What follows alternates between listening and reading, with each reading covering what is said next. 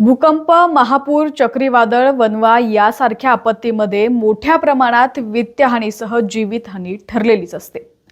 पंतप्रधान नरेंद्र मोदी यांनी देशाचा कारभार हाती घेताच त्यांनी आपत्ती व्यवस्थापनाची घडी बसवण्यास सुरुवात केली. त्यांना मोलाची साथ लाभली ती केंद्रीय गृहमंत्री अमित शहा यांची. मोदी शहा यांचं एकच लक्ष होतं, ते म्हणजे आपत्तीमध्ये जीवितहानी झाली नाही पाहिजे. यासाठी मोदी शहा या जोडीनं अनेक निर्णय घेतले. त्यांनी 2016 साली नॅशनल आपत्ती व्यवस्थापन योजना आखली. तसंच 2021 मध्ये गठीत करण्यात आलेल्या एनडीएमएफच्या अंतर्गत 13,693 कोटी रुपये आणि एसडीएमएफच्या अंतर्गत 32,031 कोटी रुपयांचा निधी आपत्ती व्यवस्थापनासाठी खास राखीव ठेवला. इतकंच काय तर एनडीआरएफ आणि एसडीआरएफ यांना 2005 ते 2014च्या तुलनेत 2014 ते 2023 या काळात देण्यात येणाऱ्या रकमेत तिप्पट वाढ केली. मोदी शहा यांनी आपत्ती व्यवस्थापनाविषयी दूरदृष्टी आज संकटात सापडलेल्या लोकांचा जीव वाचवत आहे. मोदी सरकारनं हवामानाविषयी मौसम नावाचं ॲप, शेतकऱ्यांसाठी मेघदूत, पावसाच्या अंदाजासाठी दामिनी ॲप सुरू केलं. देशातील 28 जिल्ह्यात एसडीआरएफचे रिस्पॉन्स सेंटर, याशिवाय सर्व राज्यात एसडीआरएफ टीम उभारण्यात आलेत. याशिवाय मोदी सरकारनं जून 2023 मध्ये राज्यात अग्निशमन सेवाच्या आधुनिकीकरणासाठी 5,000 करोड रुपयांची योजना आखली. आधी आपत्ती घडलेल्या ठिकाणी मदत पोहोचण्यासाठी वेळ लागत होता, ज्यामुळे मोठ्या प्रमाणात जीवितहानी होत होती. आता कमीत कमी वेळात मदत पोहोचते, यामुळे जीवितहानी कमी होतीये. अर्ली वॉर्निंग सिस्टीमच्या माध्यमातून आपत्तीविषयी नागरिकांना अधिक अलर्ट करण्यात येत आहे. राज्य सरकारच्या मागणीच्या आधीच केंद्राची IMCTची टीम घटनास्थळी दाखल होते, ज्यामुळे तात्काळ उपाययोजना करता येतात. मागील 4 वर्षात 73 IMCTच्या टीमला प्रत्यक्ष घटनास्थळाच्या पाहणीसाठी पाठवण्यात आलं.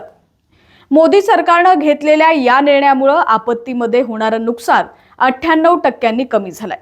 याशिवाय आपत्तीमध्ये नुकसान झालेल्या राज्यांना तात्काळ नुकसान भरपाई देण्यासंदर्भात देखील मोदी शहा जोडीनं निर्णय घेतले. 140 किलोमीटर प्रति तास वेगानं धडकलेल्या बिपरजॉय चक्रीवादळात कोणतीही जीवितहानी झाली नाही.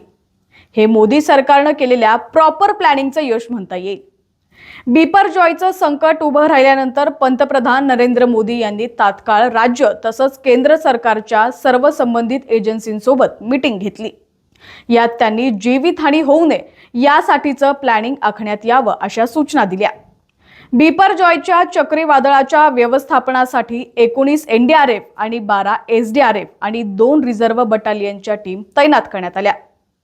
या वादळातून 1,08,000हून अधिक लोकांना सुरक्षित स्थळी हलवण्यात आलं. इतकंच नाही तर एवढ्याच मच्छीमारांना देखील वादळातून सुखरूप बाहेर काढण्यात आलंय. या चक्रीवादळाच्या काळात 707हून अधिक गर्भवती महिलांची सुरक्षित प्रसूती करण्यात आली. हे देखील मोदी शहा यांनी घेतलेल्या निर्णयाचे यश आहे. बिपरजॉय चक्रीवादळाच्या पार्श्वभूमीवर तब्बल 450 रुग्णालय तसंच या रुग्णालयात मुबलक औषधांचा साठा देखील करण्यात आला. उल्लेखनीय बाब म्हणजे या वादळात 73,000हून अधिक जनावरांचा देखील जीव वाचवण्यात आलाय. तसंच 3,27,000हून अधिक झाडांची छाटणी करण्यात आली. याशिवाय 4,300हून अधिक प्लेक्स हटवण्यात आले. तसंच 21,000हून अधिक नाव, 51 जहाज आणि 27 मोठ्या जहाजांचा समुद्रातून बाहेर काढण्यात आलं. या भयानक चक्रीवादळाच्या प्रकोपानंतर अवघ्या 3 दिवसात या भागातील वीज पुरवठा सुरळीत करण्यात आला. भारतातच नव्हे तर तुर्कीत भूकंप झाल्यानंतर भारतानं 151 एनडीआरएफ जवानांची टीम तुर्कीला पाठवली होती, ज्यामुळे जगपातळीवर भारताचं नाव झालं होतं. मोदी सरकारनं India universities and institution network for disaster risk रिडक्शनची स्थापना केली, ज्यात 251 विश्वविद्यालयांना जोडण्यात आलं. याशिवाय 369 करोड अनुदानासह आपत्ती मित्र योजनांची सुरुवात करण्यात आली. या योजनेच्या माध्यमातून 1 लाख तरुणांना प्रशिक्षण करण्याचं लक्ष्य आहे. यात आतापर्यंत 83,000हून अधिकांना प्रशिक्षण देण्यात आलंय. प्रशिक्षित तरुण म्हणजे व्हॉलंटियर जीवन विमेचं कवच बहाल करण्यात आलं. तसंच 2019 पासून सुभाषचंद्र बोस आपत्ती व्यवस्थापन पुरस्कार दिला जातोय. आपत्ती व्यवस्थापनासाठी 8,000 करोड रुपये खर्चून 3 योजना आखण्यात आल्यात.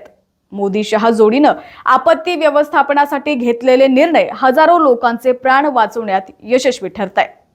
अशाच निडर आणि लीडर नेतृत्वाची गरज भारताला होती असं म्हणावं लागेल.